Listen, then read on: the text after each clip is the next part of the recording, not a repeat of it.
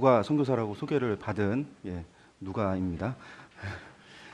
저하고 함께 방금 말씀하셨듯이 4시간 동안 성경 개관하고 그리고 모세 오경, 창세기, 출애굽기, 레위기, 민수기, 신명기까지 4시간 동안 살펴보려고 합니다.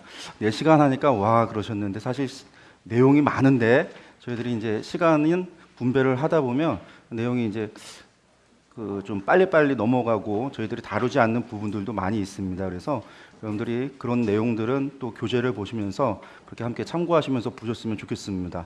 내용은 정말 많고 또 내용이 많을 뿐만 아니라 저희가 창세기부터 신명기서까지는 성경뿐만이 아니라 다른 내용들도 많지만 저희들이 너무나 익숙하고 잘 아는 내용들이 많이 있습니다. 물론 율법, 레위기 같은 경우는 익숙하지 않습니다. 여러 번 성경을 보신 분도 레위기를 보시면 익숙하지 않으셔서 보시다 보면 졸리기도 하고 한 장 한 장 넘어가는 게 힘들기도 합니다. 하지만 어쨌든 저희들이 창세기나 출애굽기나 민수기 같은 이야기들은 너무나 잘 아는 익숙한 내용들이 많기 때문에 그런 내용들은 또 이제 넘어가고 스킵하고 이렇게 진행을 하도록 하겠습니다. 성경 개관 부분입니다. 먼저 교재를 잠깐 먼저 말씀을 드리고 그리고 저희들 내용 들어가려고 합니다. 교재를 여러분들 보시면 아까 저희 하경수 목사님께서 교재에 대해서 잠깐 말씀하셨지만 분량 얘기하시고 그런 정도 얘기하셨기 때문에 저희들 먼저 목차를 한번 보시면은요. 목차에 보면 저희가 구약편을 보면 말라기까지 창세기부터 있고 각각의 분류별로 해서 개관 부분이 또 들어가 있습니다. 이게 저희 12차 교재가 11차하고 다른 점이 좀 첨가된 부분입니다. 그래서 성경 개관이 있고 모세오경 개관이 있고 역사서를 시작하는 여호수아 앞에는 역사서 개관이 나오고 그리고 이제 시가서 앞에는 시가서 개관이 나오고 그리고 이제 예언서 앞에는 예언서 개관이 나옵니다.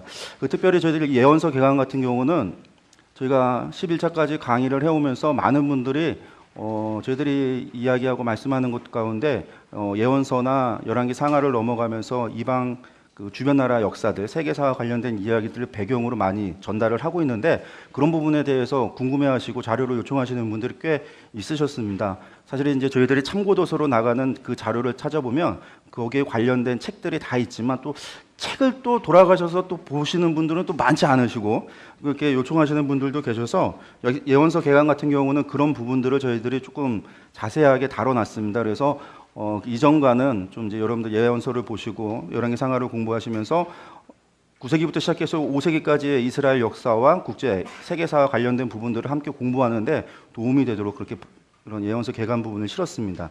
그래서 이런 개관 부분이 좀 들어가 있다라고 하는 것을 보시고요.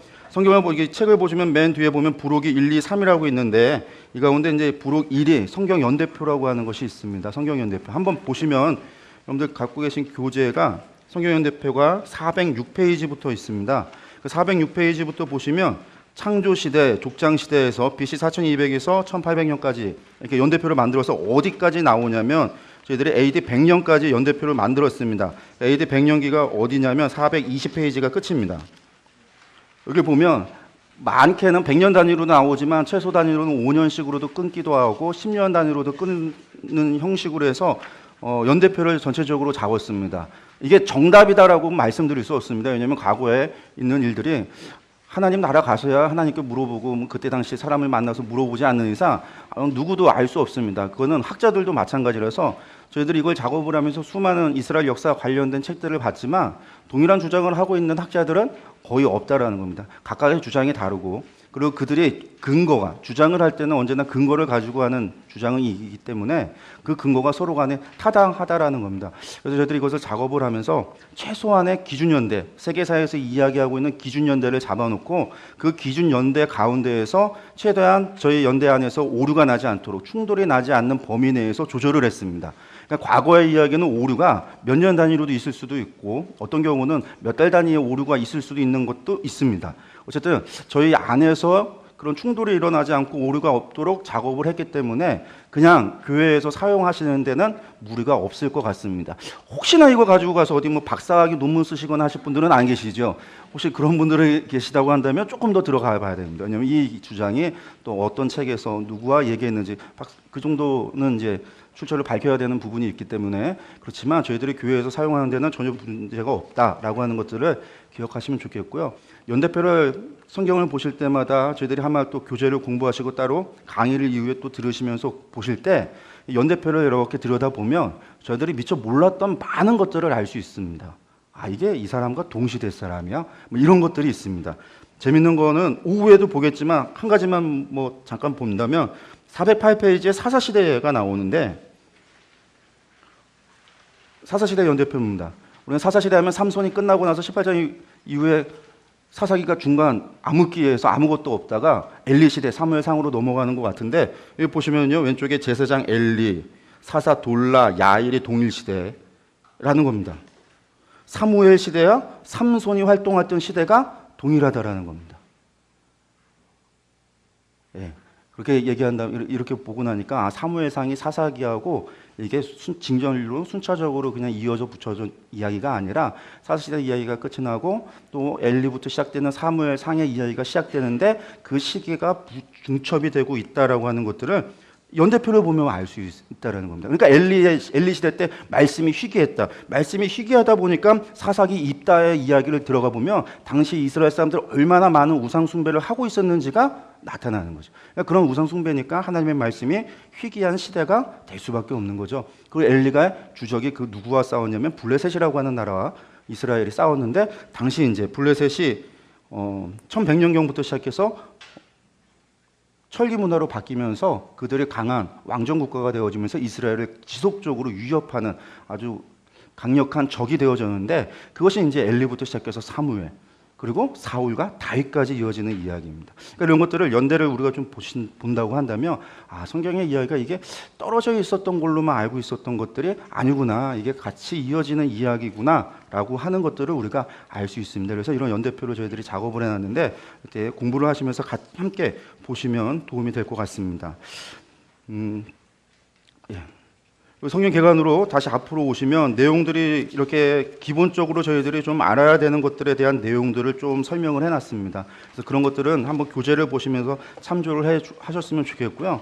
성경하면 저희들이 다 아는 이야기, 저희 주일학교부터 다 합니다. 그래서 39권 구약, 27권 신약이죠. 그래서 3927 전화번호가 하나님 전화번호가 66국에 3927 저희 유치부 때 했던 것 같아요. 그래갖고 하나님 앞에 전화할 때는 전화번호가 66국에 3927 그렇게 외웠었는데 너무나 잘 아는 이야기인데 구약이나 신약이라고 하는 의미가 무엇일까요? 옛 언약과 새 언약이라고 하는 의미입니다. 언약이라고 하는 것이죠. 성경 전체는 언약이다. 그 언약은 무엇일까요? 하나님이 인간하고 맺으신 약속이다라는 겁니다. 하나님이 피조물하고 맺으신 약속이다. 그 안에는 하나님께서 무엇을 행할 것인지, 하나님은 어떠한 분이신지부터 시작하여서 하나님께서 앞으로 무엇을 해 나갈 것인지, 우리를 향하여 무엇을 계획하셨는지, 그것을 통해서 무엇을 이루실 것인가에 대한 이야기들이 언약과 약속이라는 형태로 우리에게 주어진 것이 구약과 신약, 성경이라고 말씀드릴 수 있습니다. 그럼 왜 옛 언약과 새 언약으로 나눴을까요? 그것은 다른 것이 아니라 구약이라고 하는 신의 산 언약으로 되어져 있었던 그 언약이 이스라엘 백성의 실패, 결국 그들이 하나님의 말씀에 순종하지 못하고 하나님의 백성으로 온전한 삶을 살아가지 못함으로 말미암아 하나님께서는 새 언약을, 그래서 너희가 부인하지 못하도록 너희 마음밭에 새긴 새 언약을 주시겠다라고 하는 예레미야의 예언대로 하나님께서 예수 그리스도를 통하여서 다시금 신약이라고 하는 새 언약을 우리에게 주셨다라고 해서 저희들이 이제 구약과 신약으로 나옵니다. 그래서 39권, 27권입니다. 구약의 구조 39권이 어떻게 되어져 있냐면 역사서 17권, 시가서 5권, 예언서 17권입니다. 그래서 구약 성경은 어떻게 나오냐? 17호 17입니다. 해보겠습니다. 17호 17. 예, 17호 17. 예. 17권, 5권, 17권입니다.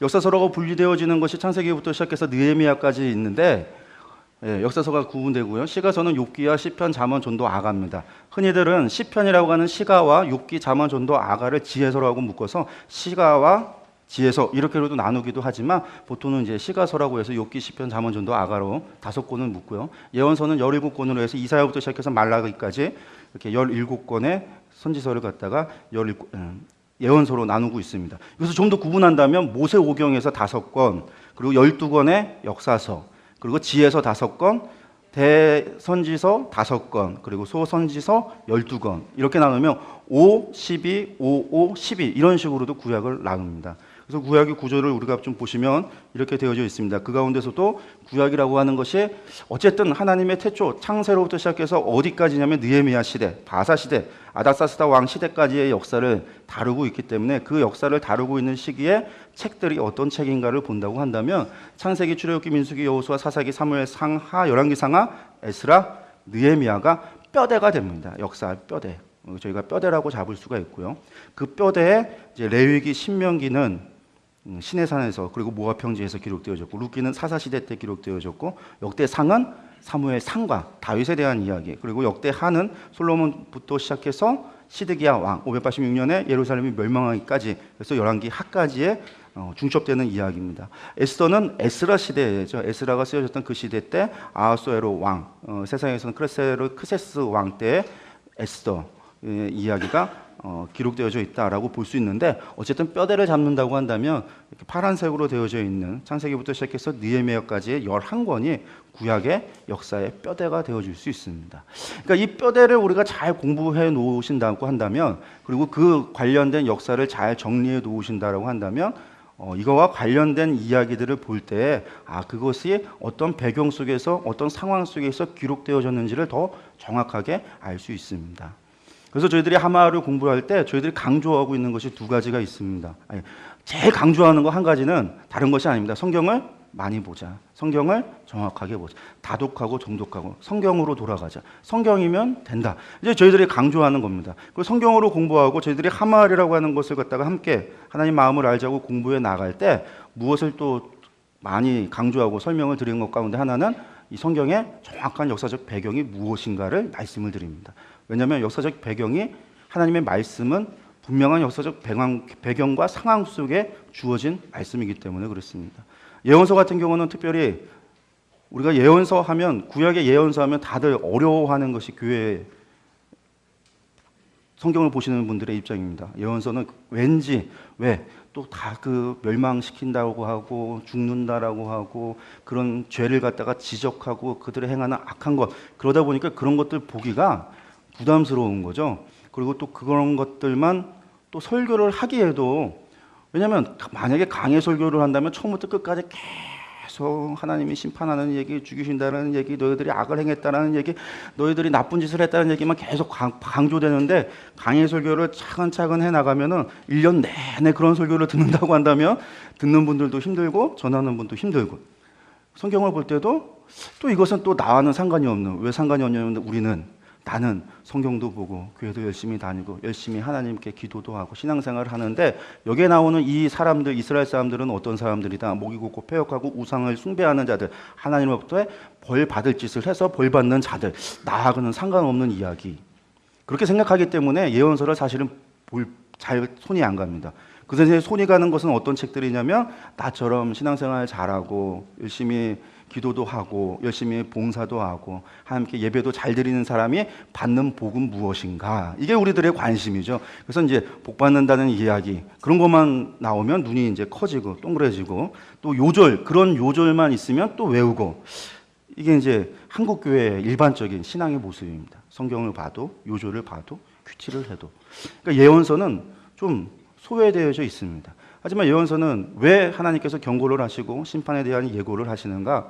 우리가 보통 축구 비유를 하는데 잘못을 한 것이 있고 반칙을 했기 때문에 심판이 옐로 카드를 꺼내고 레드 카드를 꺼내서 퇴장을 시키듯이 분명한 사건이라고 하는 팩트가 있기 때문에 하나님께서 그것에 대해서 말씀하셨다라는 겁니다. 그리고 그것이 역사 가운데서 이루어졌다라는 것이죠. 그리고 아직 이루어지지 않은 것도 있다라고. 그러니까 예언서가 가지고 있는 오늘 우리가 볼 때 예언서가 가지고 있는 특징들입니다. 근데 그 팩트를 알고 그 상황을 정확하게 알면 하나님께서 도대체 무엇에 대하여 그렇게 분노하고 계시는가? 혹은 하나님께서 무엇 때문에 그렇게 슬퍼하고 계시는가? 혹은 하나님께서 도대체 어떠한 사건 때문에 그렇게 마음 안타까워하고 계시는가가 이런 예언서를 통해서 그 당시의 상황 속에서 그 사건 속에서 드러나는 겁니다. 그러니까 예언서를 봐야 하나님의 분노는 어떻고 하나님의 마음은 어떻고 하나님의 또 그 사랑은 어떻고 그런 그 상황 속에서 하나님께서는 어떻게 어떠한 감정을 어떠한 그 상황 속에서 어떤 마음을 품고 계셨는가를 우리가 또 알 수 있다라는 겁니다. 그래서 예언서 같은 경우도 마찬가지고 저희들이 그래서 역사에 대한 부분을 많이 강조하는 부분도 있습니다. 그래서 그 작업의 첫 번째는 뭐냐면 뼈대를 잘 세우는 겁니다. 뼈대를. 역사의 뼈대를 잘 세우는 겁니다. 근데 그 뼈대를 세우는데 세계사를 공부하는가? 아니요. 세계사를 공부할 필요도 없지만 필요한 부분도 있지만 우리가 중요한 거는 성경의 뼈대를 세우는 일이다라는 겁니다. 성경의 기준이 되는 역사의 기준이 되어지는 성경의 뼈대. 왜냐하면 우리의 모든 최종 권위는 어디에서 나오는 거냐면 성경에서 나오기 때문에 세계사가 무엇을 주장하건 세계 과학이 무엇을 주장하든 우리는 어디로 돌아가야 되냐면 결국은 성경으로 돌아가야 되기 때문에 그렇습니다. 왜냐하면 세계사를 주장하는 역사도 100% 그것이 진리다라고 얘기할 수 없는 부분도 있다라는 겁니다. 왜? 그 시대를 안 살았기 때문에요. 그것에 대해서 추측하는 것이 역사이기 때문에 그렇습니다. 그랬을 것이다. 정확한 연대, 정확한 사건에 대해서 우리가 그랬을 것이다 라고 하는 정도이기 때문에 마찬가지입니다. 그래서 우리들이 최종 권위로 돌아가야 되는 것이 성경이고 그래서 우리가 성경에 뼈대되는 부분들을 잘 살펴볼 필요가 있다. 저희가 말씀을 드리겠습니다. 신약의 구조를 보면요. 신약은 27권이 역사서가 5권이고 바울서신이 13권, 일반서신이 8권, 예언서가 1권입니다. 그래서 5, 13, 8, 1입니다. 5권 저희가 잘 아는 마태, 마가, 누가, 요한, 사복음서와 사도행전입니다. 사복음서는 전부 다 예수님의 공생애에 대한 역사 기록은 아니지만 예수님의 공생애의 역사를 그분의 그분이 살았던 공생애의 그 사건들에 대해서 우리에게 정보를 제공해주고 있습니다. 역사를 위해서 기록한 것이 아니라 예수님께서 우리를 위하여 무엇을 행하셨는가를 알려주는 책이지만 그 가운데 우리가 예수님의 공생애를 추측해 볼 수가 있고 사도행전은 예수님의 승천 이후에 교회가 시작되어지고 바울 선생님께서 로마에 일착 연금되어지는 때까지의 이야기가 사도행전입니다. 이 사도행전 가운데 저희들이 살펴볼 수 있는 것들이 바울서신이 갈라디아서부터 시작해서 로마 연금 상태에서 기록됐던 에베소서, 골로새서, 빌립보서, 빌레몬서라고 하는 옥중서신 4권의 서신서까지 바울서신은 이 사도행전하고 연관되어져서 저희들이 찾아볼 수 있습니다. 그리고 디모데전서, 디도서, 디모데후서가 저희들이 이제 바울 선생님께서 2번째 감옥에 갇히셨을 때 그래서 결국은 이제 순교당하시기 직전에 쓰여졌던 3권의 서신. 근데 이거는 사도행전에서는 기록되어져 있지 않습니다. 그리고 일반 서신이 8권인데 야고보서, 베드로 전후서부터 시작해서 요한 3서까지인데 야고보서 같은 경우가 사도행전 13장에 걸쳐 있습니다. 그래서 49년 AD 49년에 대기근이 일어나는 전후로 해서 야고보가 기록되어져 있습니다. 야고보서가. 그리고 이제 계시록은 100년경에 쓰여졌습니다. 그래서 성경 전체를 보면 역사서라고 할 수 있는 부분이 마태복음과 사도행전이다. 그러니까 신약은 어디에 제일 많이 걸쳐져 있냐면 사도행전에 좀 많이 걸쳐져 있습니다. 바울서신이. 그래서 사도행전을 잘 공부하는 것이 저희들이 서신서의 배경을 공부하는 데 있어서 많은 도움을 줍니다.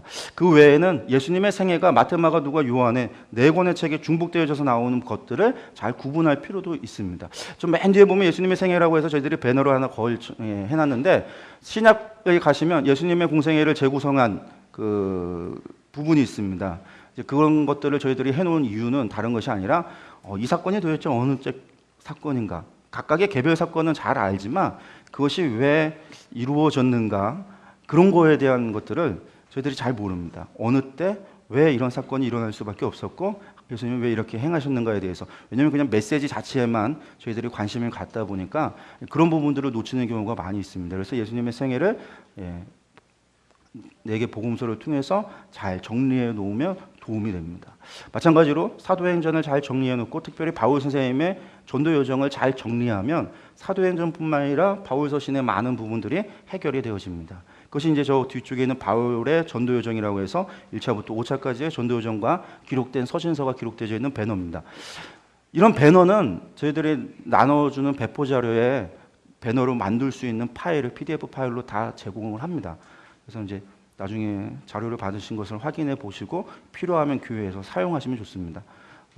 저런 거 같은 경우는 이제 교회 하나 걸어놓으면 좀 폼이 나죠. 크게. 예. 그래서 이제 신약의 구조를 보면 역사서와 서신서, 바울 서신과 일반 서신, 그리고 예언서 이렇게 구분되어져 있다라고 하는 것들 저희들이 좀 살펴볼 수 있습니다.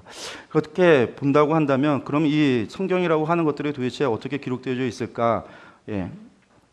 좀 본다고 한다면 성경이라고 하는 것은 66권이지만 66권이 각 권이 1500년이라고 하는 매우 긴 시간 동안 약 40여 명의 사람에 의해서 대필되어졌습니다. 성경의 저자는 우리가 하나님이라고 고백하기 때문에 하나님의 성령의 영감으로 기록된 것이다라고 고백을 하기 때문에 하나님의 원저자이지만 하나님께서 사람을 통해서 기록할 때 40여 명의 사람이 썼습니다. 직업도 다 달랐고요. 어떤 사람은 왕이었고 어떤 사람은 그냥 목자였기도 했고요. 어떤 사람은 이방인이었던 사람도 있었고 어떤 사람은 장군이었던 사람도 있었습니다. 어떤 사람은 제사장이었던 사람도 있었고요. 이처럼 저자도 다 다릅니다. 기간도 1500년이나 됩니다. 그리고 그 사람들의 처해 있었던 상황도 당연히 다 다릅니다. 어떤 사람은 환희에 차 있을 때, 혹은 권력을 갖고 있었을 때, 혹은 아주 깊은 이제 광야 가운데에서, 고난 가운데에서 기록되어진 것도 있습니다.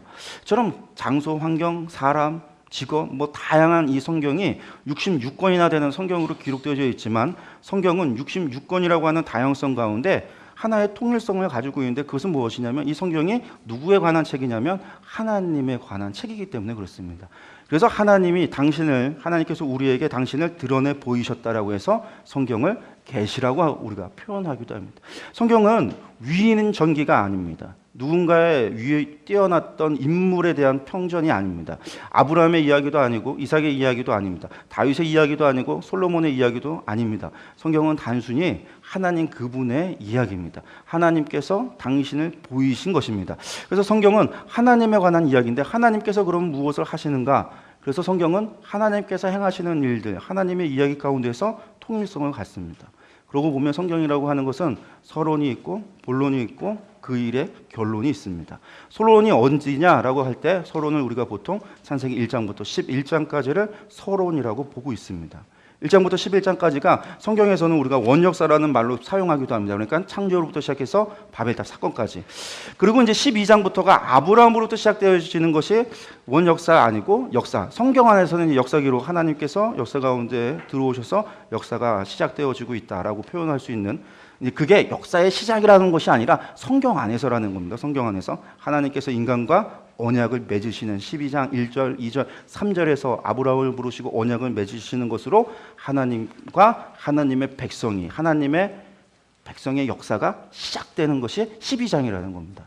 그러니까 1장부터 11장까지가 서론, 12장부터 시작해서 어디까지 가요? 유다서까지가 본론입니다. 그 가운데서 하나님께서 수많은 선지자를 통하여 하나님의 백성을 통하여 하나님의 사도들을 통하여 하나님 당신께서 이루신 일들이 무엇인가, 우리를 사랑하시고 우리를 위하여 행하셨던 일들이 무엇인가가 기록되어졌고 결국 계시록을 통해서 세상의 끝날에 하나님께서 이루실 비전이죠. 하나님이 보고 계신 것, 그 비전이 무엇인가, 그것을 통해서 우리에게 요청하고 바라시는 것이 무엇인가가 계시록을 통해서 결론되어집니다. 우리는 어디 살고 있냐면 사실은 유다서와 계시록 중간에 살고 있습니다. 가장 계시록과 가까운 시점에 우리는 서서 그 비전을 향해서 달려가고 있는, 그 결론을 향하여 달려가고 살아가고 있는 것이 저희들입니다. 그 본론의 이야기를 봤더니 결국 본론이라고 하는 것이 하나님의 언약으로 시작되어지는 이야기. 그래서 성경은 또 아까 언약이라는 말로 말씀을 드렸습니다. 예, 성경은 언약입니다. 약속입니다. 하나님께서 당신을 계시해 주셨을 뿐만 아니라 그 계시하시면서 우리와 맺으신 언약. 창세기 12장에서 아브라함과 맺으신 언약으로부터 시작되어져서 출애굽기 19장에서 시내산에서 이제 사람 한 사람으로부터 시작됐던 이야기가 한 민족과 그리고 그 민족을 통해서 한 국가 단위로서 맺으신 하나님의 언약이 출애굽기 19장에서 5절 6절에 하나님께서 말씀하셨던 그 말씀대로 언약 맺는 이야기가 시내산에서 있어집니다. 그래서 그 언약이, 시내산 언약을 우리가 흔히 뭐라고 얘기하냐면 레위기라고 말씀을 드립니다. 레위기.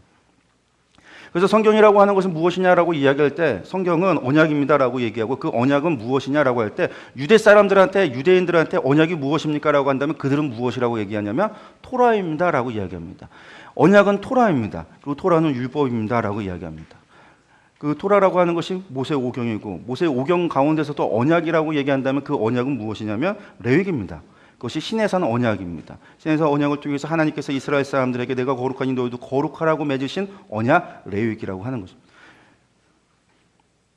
그리고 그들에게 430년 동안 애굽에서 종살이하면서 나왔던 그들에게 온갖 우상이 있는 그런 세상 속에서, 그런 문화 속에서, 그런 종교 속에서 살고 있었던 그들에게 그들을 강한 손과 편팔로 애굽에서 구원해서 세상까지 인도하시고, 그곳에서 하나님께서 당신을 현현하셔서 이스라엘 사람들과 언약을 맺으시면서 그들에게 이야기해 주신 것은 결국 내가 스스로 있는 자, 내가 하나님이다, 내가 여호와 하나님이다라는 것을 알려주시죠. 그때 이제 무엇을 통해서 알려주셨는가? 창세기를 통해서 하나님께서 모세를 통하여 창세기를 기록하고, 그 창세기를 통해서 이스라엘 사람들은 하나님은 태초에 천지를 만드신 전능하신 하나님이시구나. 애굽에서 봤던 그 우상들조차도 그들이 믿었던 개구리 우상이, 사망의 우상이, 어떤 소의 우상들이, 그런 소도 개구리도 바리도 온갖 메뚜기도 그런 모든 것들이, 만들어졌던 형상 모든 것들도 하나님께서 만드신 창조물에 불과 하나님이 주인이신 스스로 있는 전능하신 엘이구나라고 하는 것들을 그들이 창세기를 통해서 배우게 됩니다. 창세기는 무엇이냐면 하나님이 누구신가에 대한 이야기고, 그리고 또한 이들이 자신들은 누구이길 관대, 우리는 누구이기 관대 하나님께서, 전능하신 그 하나님께서 우리와 언약을 맺으십니까? 자신들의 기원에 대한 것들이 창세기를 통해서 기록되어집니다. 그러니까 언약을 맺으신 하나님과, 언약의 주인공인 하나님과 언약의 대상이 되었던 인간, 그 이스라엘, 그들의 기원이 무엇인가가 창세기를 통해서 기록되어져 있습니다. 출애굽기는 그 과정, 자신들이 살았던 과정, 자신들이 빠져나왔던 출애굽, 애굽을 탈출하고 왔던 그 과정 가운데 하나님께서 왜 이 과정을 통해서 무엇을 행하셨고 무엇을 바라고 계시는가에 대한 그 출애굽의 목적이 출애굽기를 통해서 기록되어져 있습니다. 그리고 신민수기는 이제 레위기 언약을 통해서 언약 백성이 됐던 그들이 하나님의 백성으로 살아가는 이야기가 민수기에 담겨져 있습니다. 그래서 오직 순종이다라고 하는 거, 하나님과 하나님의 백성의 관계는, 하나님의 백성이 하나님의 백성으로서 존재할 수 있는 이유는 하나님의 말씀에 순종할 때에 그들이 하나님의 백성이 되어진다라고 하는 걸, 이 순종을 통해서, 광야 시대 생활을 통해서 그들이 배워나갑니다. 그들에게서 하나님의 말씀에 순종하냐 안 하냐라고 하는 것은 사냐 죽으냐의 문제였습니다. 오늘 우리는 하나님의 말씀에 순종하고 안 하고의 문제는 그냥 아무것도 아닌, 그냥 지나쳐 버릴 수 있는 그런 것일 수 있습니다. 아닌 것처럼 저를 보시는데요. 원수를 사랑하라고 하는 하나님의 말씀도 그냥 무시하고 살아가는, 우리 집에 하나씩 원수가 다 있는데, 웃자고 하는데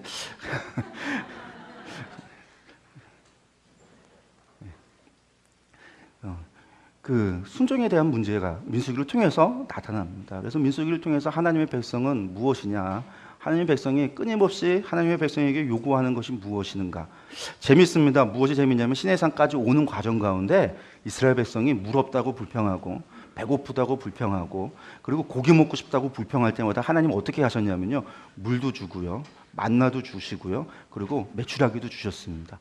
한 번도 화 한 번 안 내셨어요. 싫은 소리 한 번도 안 하셨습니다. 근데 시내산에서 언약 딱 맺고 출발하자마자 이스라엘 사람들이 또 목마르다고 불평하고요, 배고프다고 불평하고요, 고기 먹고 싶다고 불평하니까 그때마다 하나님 뭐 하셨냐면요, 이스라엘 사람들을 치시기 시작하셨습니다. 사냐 주느냐.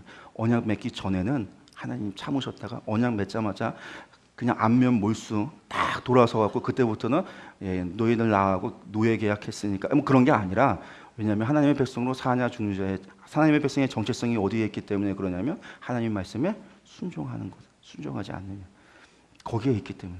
그래서 이스라엘 사람들은 그것이 그들에게 있어서는 사냐 죽느냐 존재의 문제였습니다. 그것이 이제 민수기를 통해서 나타나고요. 그리고 신명기는 이제 광야 시대를 지나고 모압 평지에서 그들이 약속의 땅으로 들어가게 될 때에 이제 세대가 바뀌고 정착하게 되어집니다. 이제까지는 누가 하나님께서 그들을 먹이시고 인도하시고 살아왔습니다. 가라 하면 가고 멈춰라 했으면 멈췄고요. 하나님께서 매일같이 일용할 양식을 주셔서 그들이 먹었지만 이제 그들은 하나님과 그렇게 동행동거하며 아주 친밀한 관계 속에서 살았던 그 광야를 끝내고 이제 약속의 땅, 정말로 약속의 땅에 들어가서 살아야 됩니다. 모든 환경이 바뀌어지고 상황이 바뀌어지고 그 상황 속에서 그들이 어떻게 하나님의 말씀에 순종하며 살아가야 되는가, 그곳에서 필요했던 하나님의 말씀을 다시금 설명해주고 이야기해주고 풀어주는 것이 신명기입니다. 그러니까 대상이 바뀐 거죠. 그래서 모세 할아버지께서 120세대였던 그분께서 다 자기 손자 같고 자기 자녀 같은 그 200만의 이스라엘 사람들을, 새 세대들을 향하여서 하나님의 말씀을 다시금 뭐하라고요? 마음을 다하고 뜻을 다하고 정성을 다하여 하나님께 사랑하고 하나님 말씀에 순종하고 그것에 대해서 가리킨 것이 신명기서다라는 겁니다. 이것이 언약이라고 이야기하고 이스라엘 사람들은 율법이라고 말하는 그런 언약입니다. 그것이 역사서 가운데 어떻게 이루어졌는가, 역사서는 그것을 우리에게 말씀해 주고 있습니다. 그 가운데 여전히 하나님의 백성으로서 잘 살고 순종하며 살았던 사람들의 이야기가 시가서를 통해서 나옵니다. 거기에는 고난과 고통 중에 정말로 말할 수 없는 시험과 환난 중에서도 그들이 변치 않는 그 마음, 그 믿음을 가지고 하나님을 찬양하고 고백하고 하나님을 따랐던 이야기가, 그들의 신앙의 고백이 시가서를 통해서 나타나고, 우리보다 먼저 갔던 선배들, 정말로 신앙의 하나님의 백성으로서 신앙의 선배가 되어서 살았던 그분들이 돌이켜 봤더니 하나님의 백성으로 살아간다라고 하는 것은 이러한 것이 하나님의 백성의 삶이야 라고 우리에게 말해주고 있는 것들이 지혜서입니다. 반면에 그렇게 살아가지 못한 사람들에게 하나님께서 세우신 예언자를 통하여 하셨던 경고의 말씀이 예언서입니다. 그런데 결국은 불순종에 대한 결과가 이스라엘이 멸망하게 되고, 그리고 하나님께서 새 언약을 준비하셔서 복음서를 통해서 새 언약이 무엇인지, 예수 그리스도 안에서 이루신 십자가의 그 사건이 무엇인지를 우리에게 말씀해 주고 있습니다. 그리고 그것에 대한 증인들, 사도들의 이야기가 사도행전에, 그리고 이 언약이 무엇인가, 예수 그리스도의 십자가와 부활과 그것이 의미하는 것이 무엇인지를 설명해 주고 있는 것들이 서신서, 그리고 최종적으로 예수 그리스도께서 다시 재림하셔서 이루실 완성이 무엇이고, 하나님께서 창조로부터 시작되어서 지금까지 왔었던 그 일을 통하여 결국은 하나님께서 완성하고 이루실 일들이 무엇인가, 새 하늘과 새 땅, 새 예루살렘 가운데 있어지는 그 혼인잔치에 대한 비전을 우리에게 말씀해 주고 있는 것이 계시록이다. 이것이 성경이 우리에게 성경 전체 66권이 가지고 있는 하나의 통일성, 하나님께서 이루실 일들의 이야기가 무엇인가를 우리가 살펴볼 수 있습니다. 모세 오경 넘어가면요,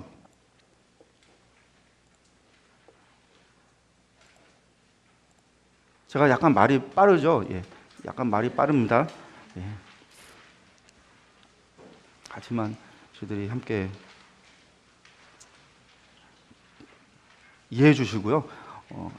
전할 이야기가 시간은 한정되어 있는 시간 가운데 함께 나누고 싶은 이야기들이 많다 보니까 말이 좀 빠릅니다. 그리고 가끔 지금 저녁 먹고 아까 점심 먹고 지금 커피를 못 드셔갖고 힘겨워 하시는 분들이 좀 계세요. 그래서 제가 택도 없는 그런 농담을 하는 이유는 혹시라도 이제 그분들이 그 시간 통해서 잠시라도 졸음을 이겨낼 수 있지 않을까 싶어서입니다.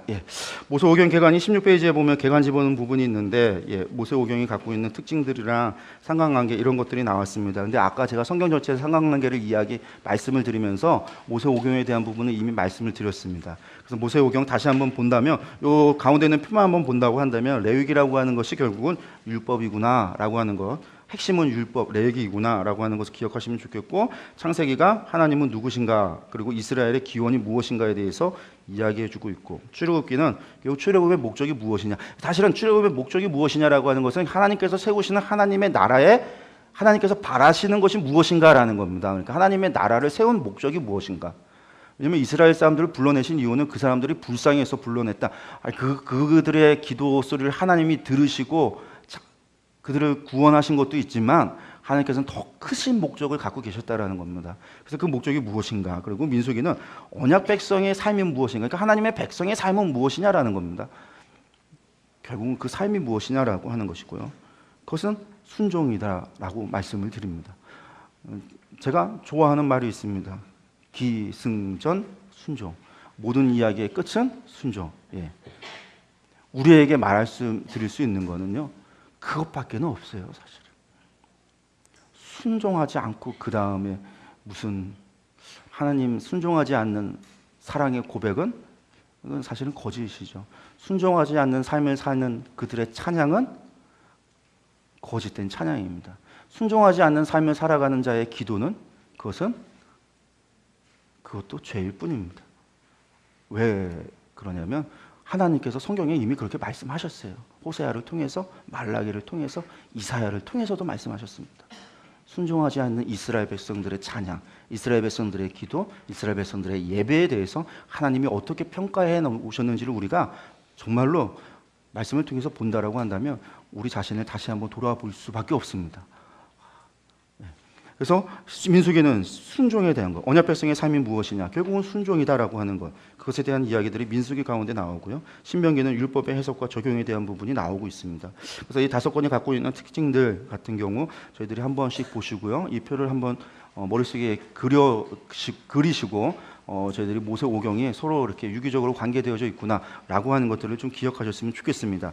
뿐만 아니라 율법이라고 하는 것, 모세오경이 또 율법이라고 하는 이유는 우리가 성경에는 율법이 613개의 율법이 있는데 그 율법이 다 어디에 있냐면 창세기, 출애굽기, 레위기, 민수기, 신명기에 담겨져 있습니다. 그 안에 다 율법이 있습니다. 그래서 모세오경이 또 율법이다라고 하는 것들 그렇게 생각해 볼 수 있을 것 같습니다. 창세기로 한번 저희들이 함께 가겠습니다.